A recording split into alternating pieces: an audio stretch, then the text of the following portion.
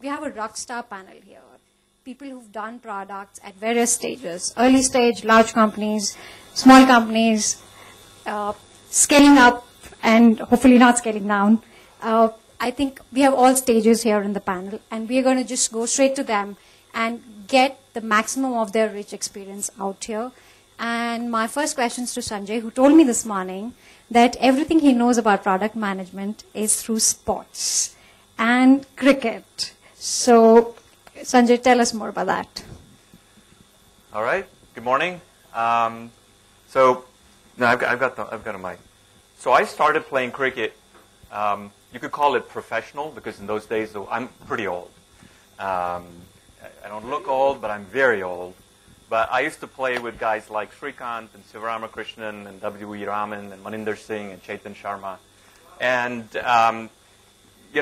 the thing I learned is you got to hire people with attitude.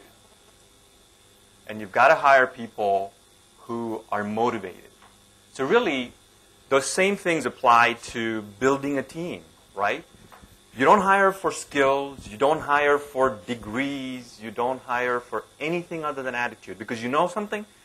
What you hire them for is not what they're going to end up doing, right? The other thing that I look for is why do they want to do this, right? If it's for the money, we're done. You can move on. There's got to be a higher purpose. So that's the question I asked them. Why are you interested, right? And you'll see that the people who are most successful in sport have an overpowering reason to be motivated, right? In the U.S., in basketball, they're trying to get out of poverty, right? In cricket, until the game spread outside of the major cities, we weren't competitive because, again, people were trying to come up from very modest situations, come out of poverty, come out of middle class, whatever it is. Unless you have that overpowering reason, you don't get to build a winning team, right? So hire for attitude, not for experience or education or whatever, and hire people who know why they're part of the team. So that's what I learned. Fantastic. It's interesting you say that. So is it right to assume that this happens when you are at an early stage, when you're sort of putting your core team together, you're putting the batting line up, and moment it starts to scale, and that's the sense I get as I talk to startups, is that it starts to look like a beehive where people are running processes. It's sort of becoming a linear track, or people sort of running the matrix. And I want Krishna and Sridhar both to take a shot at that because they've sort of done this curve very recently in both young startups. So yeah, that's actually a very valid point, and thanks everybody for being here. When we started, I think the first few hires came primarily for attitude. We a lot of times we ended up hiring really smart people, and they ended up doing work that they wouldn't do anywhere else. In fact, our first few engineers ended up going to stores and doing support work there. So I think that's actually very important because I think that passion has to show. What happens as you continue to grow, and I would say for the first 100 employees, it was primarily on attitude. Then you need to start figuring out how the skills fit in and how some of the experience also fits in.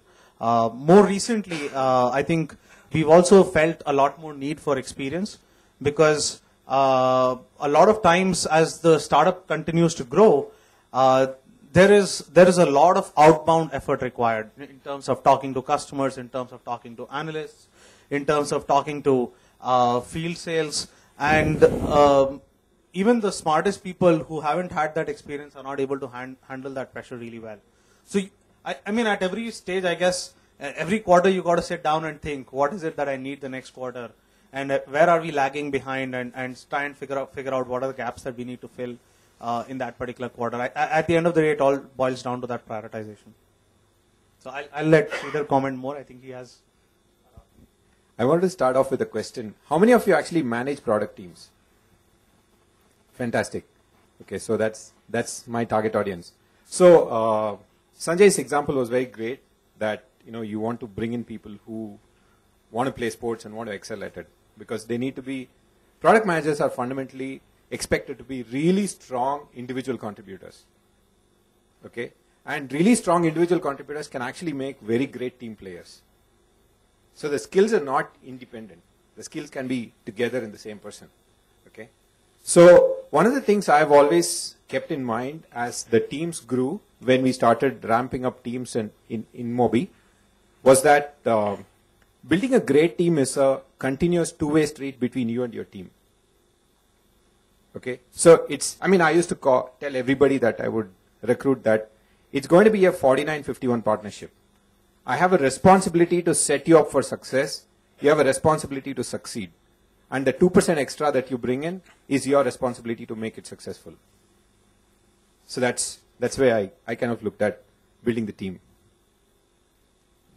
Interesting. I'm going to throw that right back at you and ask you about the learning curve of product teams. So I see a lot of teams which have reached, everyone starts off by a particular objective. We'll get IPO'd, we'll get acquired, we'll reach $100 million, we'll reach a particular milestone. And it sort of is the motivation to keep the team together. That is the conversation that happens in the room full of people many times over before you reach the goal. And once you reach the goal, suddenly things change, and especially for people who've been through the journey. They have come up a learning curve. They've been there. What next for them? And I'm sure a lot of teams sort of go through this. Tough question. So, do you want to take that? All right. It's working. Okay. First of all, thanks for being here. It's great to see a full house and so many product people. I'm actually just going to turn that question around, sort of pick up on some of the themes here, because, I saw a lot of raised hands. Does everyone feel they know the difference between a product person and an engineering person? Raise your hands. Or if you think they're the same thing. Okay. So my experience, so I'll just quick background. So I've worked in the Valley. I've worked at Microsoft. My first startup was bought by them. I have built and shipped products from consumer internet to enterprise infrastructure to internet infrastructure to gaming, which I didn't know a thing about before I joined Zynga. And I think there is, at every stage of the product team's growth, sort of to answer your question, there's a certain kind of person who you just know is a product person. And they are constantly thinking about, they have a very good lock on who the customer is and who they're building this product for. I mean, in the ideal world, they're building it for someone who's just like themselves, so it's a lot easier. But in a lot of cases, you may not. You're building an enterprise product, or you're building something for IT. And so the first thing is you want people on your team who live and breathe your customers' problem. And a lot of that is actually going out and meeting them, seeing how they solve the problem today. How about technical difficulties, I guess. Can everyone hear me at the back? Yes? No? You're the one who wanted to yell, right? No, I was whispered. All right. Okay. So I think, look, the first thing, I've run a team at Zynga India. I ran a game called Mafia Wars amongst a few others. And when we took the game, it was, it was a certain stage. We have turned it around. It is now one of the top 5 P&Ls in Zynga, right? We won 3 global awards, which Zynga India had never done before we took over. And there's a reason for that. You had to create a product culture to win in the product space.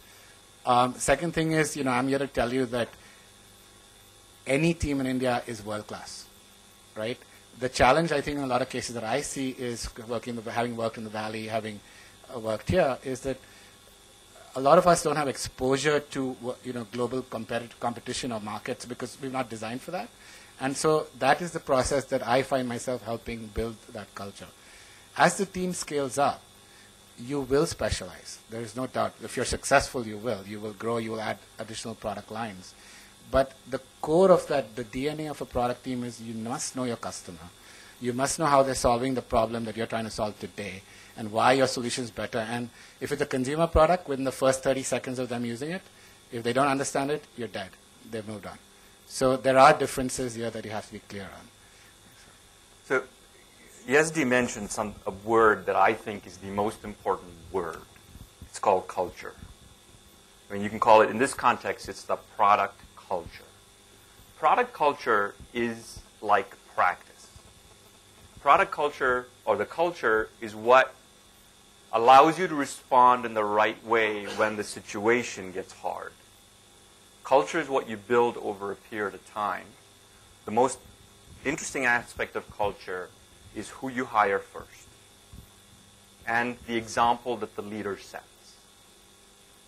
The first document I wrote for this startup wasn't the business plan, wasn't the customer plan, wasn't the sales plan, wasn't the revenue plan, a cost plan. It was a culture document. I called it the dream. And if you go to my website, index.com, you'll see the dream. It's a belief system. It's what attracts people. It's how they do stuff when things are hard. And having a product culture is the single most important thing. And there's no one answer. The product culture is what you want it to be. But that culture will determine the success of your product. So, one of the things that I've realized over the years is that as you go through the journey of your career, you draw a ton of inspiration and insights from people that you end up working with. So, I've seen that like way back when I used to be at Zoho, there was this realization that there were people that were smart at creating new things out of the blue, people that were smart at scaling up stuff that existed in some form, and people that were smart at managing a market or a customer base with minimal disruption and taking the product through its life cycle. So in my subsequent jobs, whenever I had to hire people, I've kind of looked for, what's a dominant trait in you? You might be able to do all of them, take a product through its entire life cycle, but the opening batsman, Krish Srikanth, may not make a great batsman at number 7.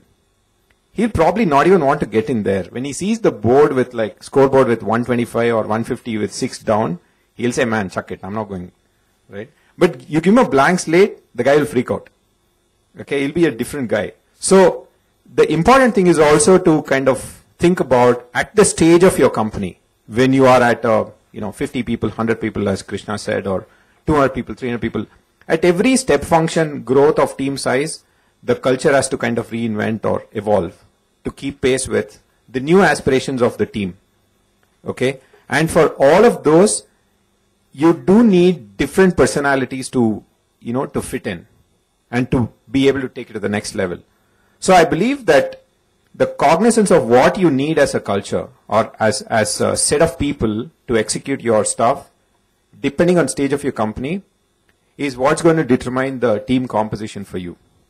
I'm sure Dhoni changes his team for 2020 one day and test match. They're all not the same. It's simply because finally companies are built by humans. It's not built by machines. But Sridhar, he changes the people, but do you think the culture changes? I don't. Yeah. I think over a period of time, if you were to look back at the Indian team's culture 5 years ago to what it is now, I'm sure it has changed. It changes. It keeps evolving every single day. I'm not saying it dramatically changes. They still place value on some key stuff. Your belief system. That might not change. Yeah, let me make this more complex by putting the value system that every entrepreneur, every startup starts out with, and there is a belief system, the culture, the top 3 things that matter to you as you build your business, and then comes in the whole spiel of sourcing, which is hiring, performance management, and firing, if at all.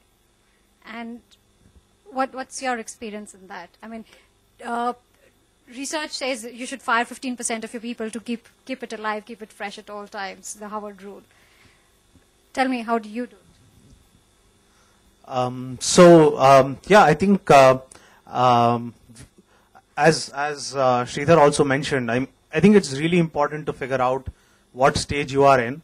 And while the overarching culture has to remain the same, I think people have to be driven towards the same mission. You need to know what you're building and where you're going, but the means that you adopt for that would need to change. I mean, I'll give you an example from Capillary and what our journey has been, right? Over the first 2 years, it was about just getting things out of the door very, very quickly, making sure that we get really quick feedback from customers, right? It was about not bothering about the quality, not bothering about anything else, focusing on customer feedback really, really quickly and iterating very fast. Over time, it changed a lot into deep thinking and making sure we can make less mistakes. When we are designing things, when we are speccing them out, when people are thinking about what to build. As the team grew from 5 people to 35, 40 people, figuring out what to build became more important, because if you have 50 engineers writing code in 50 different directions, you don't make overall progress as a product. So the product manager that at that point has to come in and figure out what to build, right? As the team has grown further, what's become even more important is what does the customer want. I mean, at that point, we still had much more direct feedback from customers into the engineering process, etc. But then we've now gone and formalized that a lot more with making product management much more outbound in certain respects, making them go meet customers, making them own critical implementations. And I guess we've done that in every stage, but at some point you've got to formalize some of those things more than it was done before, right? So even though what we are building and the direction we are striving towards remains the same, I think the details that you flesh out and the processes you put into place have to evolve as you grow. From Jugaad and frugal, scrappy way of building things to a lot more directional, focused effort. I think that transition has to be made. And at every stage, you need a different skill set. You need and sometimes you've got to figure out, do we hire the same kind of people that we hired earlier, or do we need to change their profile? How do we need to change that? As the team continues to grow, one thing that we've learned is that not everybody has the same strengths. Some people are really good at outbound. Some people are really good at inbound. Some people are really good at speccing. Some people are really good at talking to customers. So you need to have a healthy mix of all of those things within the team so that people are learning from each other at every point. And then, of course, there will be people who may not fit the requirements for the next phase. And at that point, you've got to make maybe their focus area more horizontal, help out different teams in a more horizontal manner rather than go build an individual product at a time. So we've had to make changes, and I think one thing we've learned is you've got to think through that pretty much every quarter and every 6 months and figure out what changes do we need. No, so I just want to ask, on top of that, is when I go from 5 to 50, what are the 3 things all of you did, or 3 things in terms of very tactical processes? What did you put in place? 5 to 50 in the product team, or 5? In your So let me. Okay. I think the problem is answering that question out of context can be a little misleading. So let me just first share a few thoughts on what you said, and then maybe try to address that. So I think I saw a lot of hands in terms of people leading product teams earlier on when Sridhar asked. I think one thing that it's worth understanding is not every company is a product-driven company. And I think you need to understand what kind of company and business you're building. Right? I think right now product is sexy, and consumer internet and mobiles are typically product-led companies. But there are companies that have sales-led cultures if you have a mature product lines. And then it's just about building the sales channel and just pushing stuff through, like a Cisco or someone like that. Or engineering-led cultures. If you're selling to developers, if you're a platform as a service company, you're really less of a product company and more of an engineering-led company. So I think it's important to understand what is the dominant culture for the business and the market you're going after, because not every market and business demands a product-led culture. I think that's a very critical thing. I think sort of on the just one more point, and I'll get to the scaling question. I think when I hire, just sort of to an earlier discussion, when I look at who's a product person, right? It doesn't matter what product you're building or what industry or what customer you're building for. Product people have certain characteristics, right? They're always looking at the product and thinking, how does the customer use it? How do I improve that usage? What's the first-time user experience? They understand the market as to who the competition. They're playing with new products. I had a BMW when I was in the Valley, and it's an amazing product. I mean, I don't know anything about cars, but it's just designed for every little thing. So a product person's noticing these things in everyday things, and when you have a conversation, this comes out. So when you're looking to hire, that's what you're looking for. While an engineering person is telling you about Ruby on Rails versus this stack versus that stack, and God bless them, but that's not a product person. Now on the scaling question, I think when you are in the 3 or 5 person team and you're in a startup, whether it's inside a big company or not, especially if you're doing something where the product category is still being defined and you're trying to create a new category or go after a new customer base, what you want is people who understand, have tried all the stuff that's out there that's tangential, and can understand sort of why something works, what doesn't, but also are flexible enough, sort of to Krishna's point about trying hundreds of possible experiments to do early validation, right? Because you have a set of assumptions about what the right product is for the customer, but those assumptions are costly to test when you have limited resources and time. And you want to sort of figure out proxy experiments and parallel experiments to test your big assumptions. So if any of you have studied lean startup methods or seen Eric Ries speak, that's exactly what you need. As you get to a point where the product category becomes established, your customer base becomes established, and now it's either sustaining innovation or creating parallel product lines, you're looking for people who can help scale up the processes, who can help sort of build bigger teams underneath them, who actually care more about sustainability than about, you're still experimenting, but if it's the same customer, by then you have hopefully a much better understanding of their needs. And now you're doing add-on product lines and cross-sells and upsells of your line. So that takes a different kind of mindset. People who are early-stage entrepreneurs may not be excited about sustaining product innovation, but it's equally valuable to build a billion-dollar business. So again, it's testing what excites someone when you're talking to them. And at different stages, you will find early-stage people going and wanting to do something completely different. That's what typically happens. Can I give you the 3 things? So to scale, you have to delegate. You can't delegate without trust. So you better hire people that you can trust to scale. And then you have to let go. You can't do everything. When you let go, there's only one thing that holds them together. Actually 2. It's the culture, but really the mission, where you're going. Right? If you're going to Mars, you need lots of people to help, but they all know you're going to Mars. Okay? And the third thing you need to do, because nothing is going to be as expected, is you have a network of people who communicate transparently. Right? And so I think those are my 3 things. Hire people that you can delegate to because you trust them. Right? Make sure everybody understands the mission. And this is true for 5, 50, or 1,500. And then make sure you encourage, communicating bad news, and you build a network so there's no hierarchy. There should be no hierarchy. It's not possible at all times, but you try to get there as much as you can. So I think Sanjay started off right at the beginning saying hire people for attitude. One of the things that I've seen over time is any product that you take this mic, for example, it was somebody's dominating point of view. Okay, it overrode everything else. It could be the designer, the engineer, the product manager, the sales guy, anybody, right? So I believe it's important to spot people who have that strong points of view to kind of carry through an experiment and be accountable for the results. Okay, good or bad.